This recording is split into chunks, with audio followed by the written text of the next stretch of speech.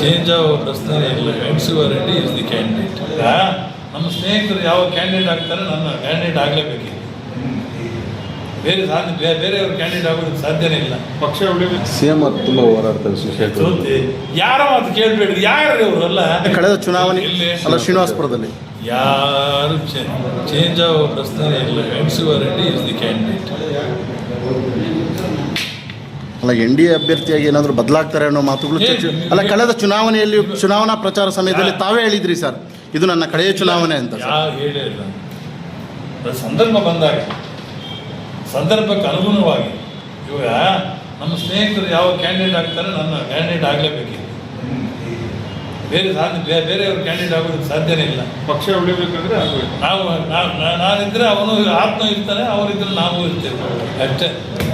ಬಹುಶಃ ಇದೆ ನಾನು ಇದು ಲಾಸ್ಟ್ ಚುನಾವಣೆ ಅಂದರೆ ಸರ್ ಈಗ 2028ರ ಚುನಾವಣೆ ಕಡೆಯ ಚುನಾವಣೆ.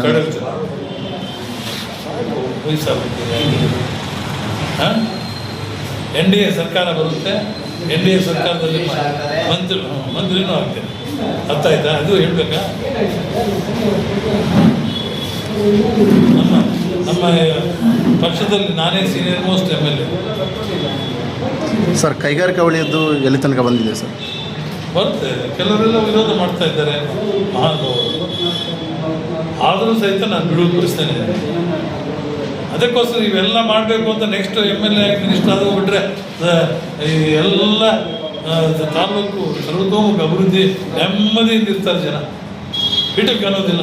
ಮುಂದಿನ ಪೀಳಿಗೆ ಎಲ್ಲ ಅಭಿವೃದ್ಧಿ ಬಗ್ಗೆ ಎಲ್ಲ 100% ಕೂಡ ನಾನು ಕಾನ್ಸಂಟ್ರೇಟ್ ಮಾಡ್ತೇನೆ.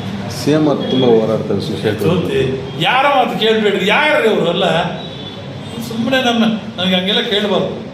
ನನ್ನ ಬಗ್ಗೆ ಕೇಳಿ ಅಷ್ಟೇ. ನಾನು ಬೇರೆಯವ್ರ ಬಗ್ಗೆ ನಾನು ಚರ್ಚೆ ಮಾಡೋದು.